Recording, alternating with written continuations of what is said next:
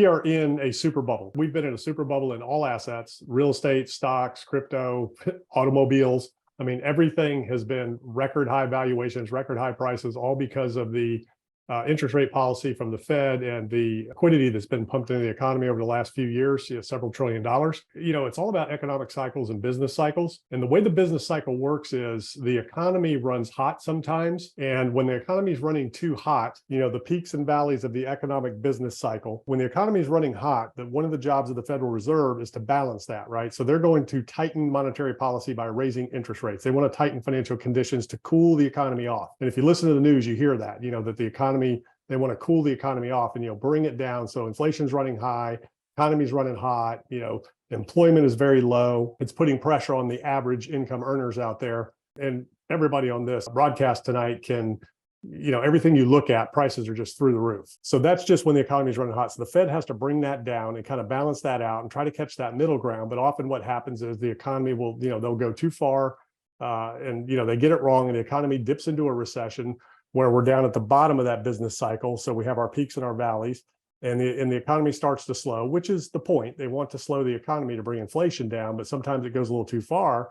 The economy slows too much, and then they have to turn around and stimulate the economy to stimulate growth. And they do that by cutting interest rates, which encourages borrowing, encourages risk-taking and things like that. So with the peaks and the valleys, so we're at the peak here, that's risk off.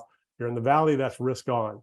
And one of the most important things to know, in other words, capital looking for yield will go into risk assets and people will take more risk in economic expansion. And when you get into economic contraction towards the valley, then it's risk off and you want to take less risk.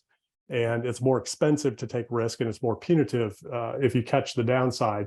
So the biggest thing that you really want to know and understand is where the peak is. That's the most important thing. In any market, any asset, you always want to know where the top is. The bottom is not so important as long as you understand the top. And if you go back and look at, the bubbles that we've seen over the last few years, we had a peak at 2000, 2001, at least in my investing history.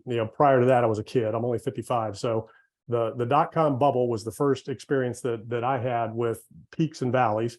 Market blew off, went into a recession, took 12, 14 years for it to come back.